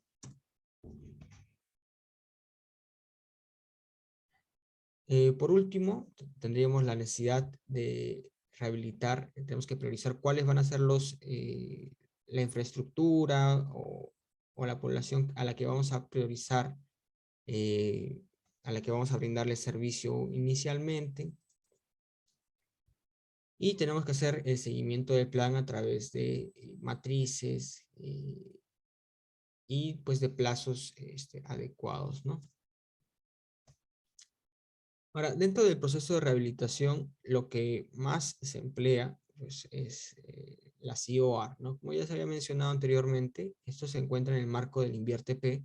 Las CIOR son inversiones, no son como proyectos, porque los proyectos son la creación de una estructura nueva, que vamos a llamarle unidad productora. Un colegio es una unidad productora. La creación de un colegio es un proyecto. Pero si es que yo voy a rehabilitar, por ejemplo, solo las paredes del colegio que se han visto dañadas por las lluvias, o de repente el muro perimetral que ha colapsado por un sismo. Entonces, hablamos solamente de activos estratégicos de una unidad productora. Entonces, el Ministerio de Economía y Finanzas, a través del INVIERTE-P, a partir de 2017 ya hizo esta diferenciación y dejó claro que los proyectos son unidades productoras nuevas y las IOR son inversiones puntuales dentro de una unidad productora. Para el caso de emergencias, tenemos las IOR de rehabilitación, cuyo objetivo es adaptar la capacidad actual de una unidad productora para alcanzar una capacidad óptima, ¿no? En este caso, como les decía, tenemos daños en el cielo raso, tenemos daños en el muro perimetral, y esos son activos estratégicos estructurales que necesitan ser rehabilitados. Esto es a consecuencia de un sismo, ¿no? En este caso, una inversión de rehabilitación es lo que se necesita para poder recuperar el cerco perimétrico, el cielo raso, recuperar el comedor y el mobiliario en este ejemplo. Ahora, en este caso tenemos un puente también que fue afectado, en el cual, a fin de que pueda seguir funcionando adecuadamente, se ha propuesto pues, la rehabilitación del mismo. Bien, esto es con respecto al proceso de rehabilitación y de declaratorias de estado de emergencia. Si tuviesen alguna consulta,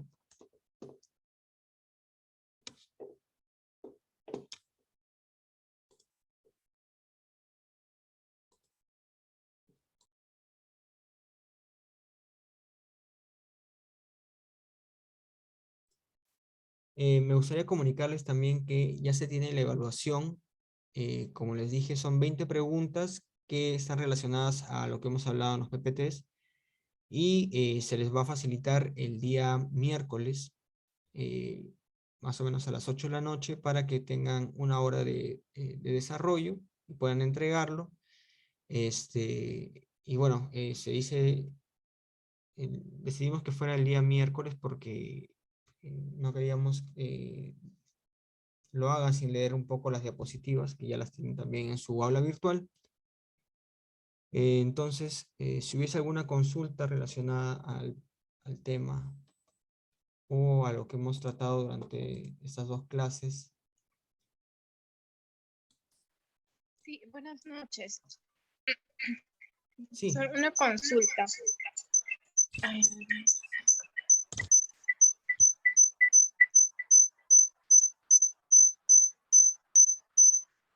ya, ok.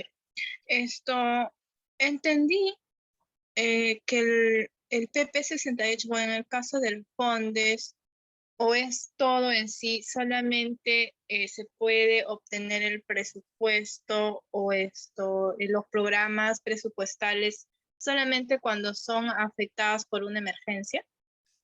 claro. En el caso del PP 68, como les expliqué hace rato, es bastante amplio. No solamente habla de acciones para la emergencia, sino también acciones para prevenir la emergencia. Entonces, si es que vamos a realizar modificaciones presupuestales, es decir, si es que yo no he previsto presupuesto para descolmatar el río, por ejemplo, si yo no he previsto inicios de año presupuesto para ello y me encuentro declarado en estado de emergencia, puedo realizar una modificación para asignar presupuesto y poder contratar maquinaria para limpiar el río, ¿no? Ese es un ejemplo general. Ahora, si es que no tengo presupuesto disponible para poder modificar, o ya hice uso de mis recursos, lo que me queda es proponer una actividad o un IOR para que el FONDES me lo financie. Entonces, yo voy a presentar mis anexos, mi solicitud de financiamiento al FONDES, y el FONDES va a evaluarlo, y si es que está todo de acuerdo, va a darle el visto bueno y se va a financiar a la municipalidad o al gobierno regional que tenga la necesidad. Pero solamente se va a poder acceder a esos recursos si estamos declarados en estado de emergencia. Si es que estamos en nivel 3, no se puede acceder a los recursos. Tenemos que estar en nivel 4 y con una declaratoria de estado de emergencia vigente, ya sea para poder acceder a los recursos del FONDES o para poder hacer modificaciones presupuestales a nivel funcional programático dentro de mi entidad. ¿Quedó eso claro? Gracias, profesor. ¿Alguna otra consulta, señor Roberto? Sí, ingeniero, ¿qué tal? Buenas noches. Es sobre la evaluación. Como les comenté ayer, yo trabajo en una operación minera y justamente el miércoles yo salgo de retorno a Lima, a las 7 de la noche. Entonces, hay sectores en los cuales no hay señal telefónica. ¿Qué opción tendría? A ver, podríamos pasar el examen para el día sábado o viernes, como guste la mayoría, para que lo puedan desarrollar con más tranquilidad. Entonces les remitimos el link, que va a ser un link de Google, en donde van a responder el cuestionario. Y bueno, yo creo que el día viernes estaría mejor. Sí, o sea, hablo en tema personal, ¿no? Los compañeros no sé qué opinen al respecto, pero tenemos una evaluación pendiente de módulo 2 también. Entonces, como que esto se estaría juntando. No sé si usted tiene conocimiento al No, respecto. no me han comentado nada del módulo 2. A ver, déjeme coordinarlo Ok, con... no sé. Sí, voy a Para mí sería coordinarlo. más fácil el viernes. Este, si es que alguien... Sí, todos están de acuerdo con que sea el día viernes. Sí, de acuerdo. Ya, entonces yo creo que sí, el día Pero, viernes sería... ingeniero, Sí, como decía el compañero que me decía detalle sería la acumulación de la unidad 2 con lo actual que tenemos, seríamos 2, y el sábado, si es sábado, serían 3 Correcto. ya acumulados. Entonces sería factible, puede ser viernes o el jueves, ¿no? sí, claro, no hay problema. Podríamos dejarlo disponible a partir del día jueves. Lo dejamos abierto y ustedes lo resuelven el día jueves o el día viernes, ya con toda tranquilidad, pero solo consideraríamos el primer intento. Si es que lo vuelven a realizar, ya no se consideraría ese segundo intento. ¿Estaría bien? Claro, porque los exámenes creo que sí se activan una sola y salvo que nos den otra, dos opciones, pero no creo cómo manejarían, ya parece que la parte técnica, ¿no? Claro, solo sería entrar al cuestionario, resolverlo, y si es que lo quieren resolver de nuevo, ya la segunda no se contaría. Solo contaríamos la primera vez. Entonces sería el día jueves, ingeniero. Sí, a partir del día jueves lo dejamos abierto para, según su disponibilidad, ustedes lo van desarrollando. ¿Estaría bien? Creo que sí, está bien. Ya, mejor, mejor. Profesor, ¿cuánto tiempo nos va a Claro, dar muchas para gracias. poder desarrollar el examen una vez abierto? Mínimo sería 1 hora, pero como les digo, no creo que se vaya a hacer con tiempo límite, por lo que todos los compañeros tienen horarios diferentes. Entonces, va a ser indeterminado. Entran al link y resuelven el intento, pero si quieren entrar después, ya no se va a poder calificar ese intento. ¿Me dejo entender? Sí, correcto. Me refería a que una vez que yo ingrese al examen, tengo 1 hora para resolverlo. Es que a Claro, 1 hora se corta y si yo no terminé el examen, ya fui, por así es. decirlo de alguna forma. Sí, sí, sí. Así es, se termina el intento. Ah, ok, ya pues. ¿Sí? Ya, entonces a partir del día jueves lo ponemos disponible. Ya, eso se le va a comunicar por el WhatsApp del grupo. A ver, a ver. Ya. ¿Alguna otra consulta? Es de opción múltiple, y está relacionado con los tres procesos y el tema de declaratoria de estado de emergencia. Bueno, si es que no hubiese alguna consulta, yo les agradezco mucho su tiempo y su participación. Consulta, ingeniero, Sí, no sé si adelante. es dentro de los declaratorios de emergencia que mencionó usted en forma detallada. En sector salud se maneja las alertas, ¿no? Ujú. Eh, verde, de acuerdo al, por ejemplo, plan de contingencia y temporada de lluvia 2021-22, un ejemplo, al inicio se declara porque supuestamente que periodo de lluvias, alerta verde, ¿no? Si es inminente, pasa al alerta amarilla, y si hay afectaciones ya a salud, otras infraestructuras, o puede pasar de verde a rojo, ¿no? Y esto se enlazaría o articularía con la declaratoria, porque Eh, de acuerdo a la directiva 036 de MINSA 2004 está establecido esta directiva de alerta, ¿no? ya. No, no tienen relación directa. Seguramente se apoyan en el tema de los umbrales del CENAMI, pero para efectos de la declaratoria de estado de emergencia y las intervenciones que tiene que tener cada uno de los sectores, nos vamos a ceñir nada más a lo que nos indica el reglamento, el decreto supremo 048 del 2014, que es el que habla de declaratoria de estado de emergencia, de la ley 29664. Probablemente tenga alguna relación, pero no es condicionante.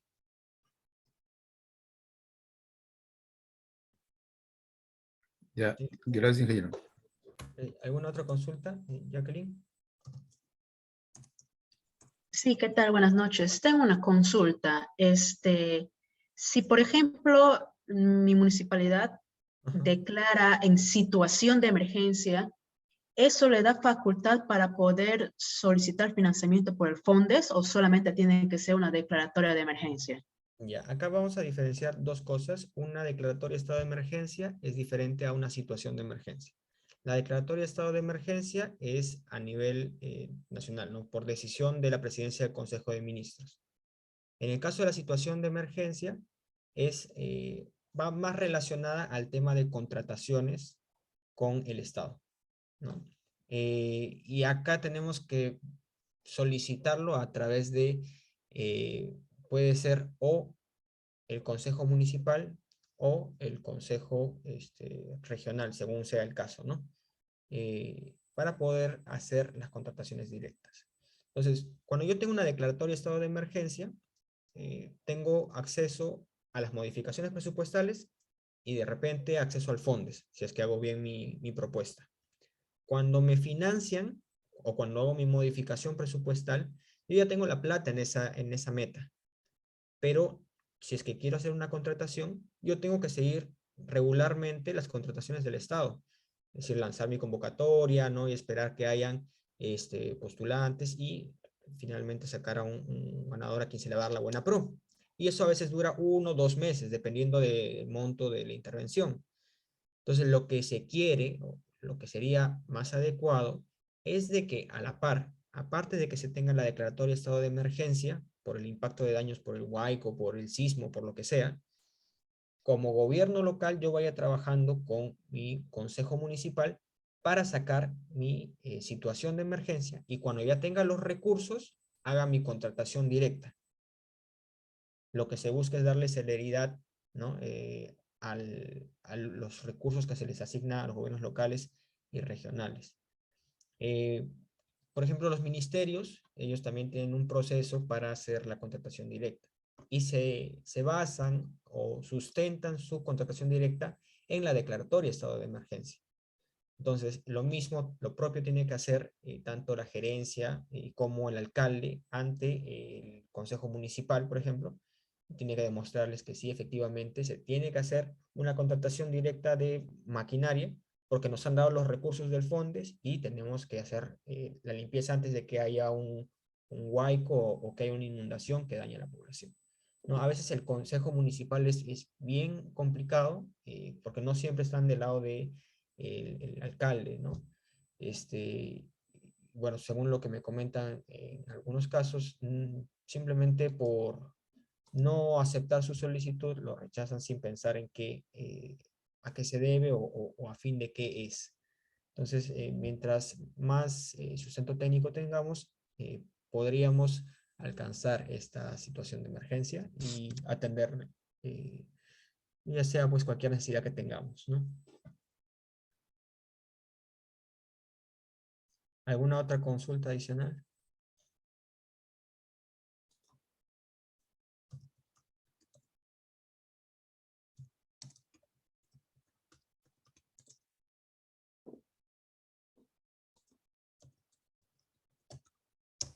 Si no hubiese otra consulta, yo creo que podemos dar por culminada la clase.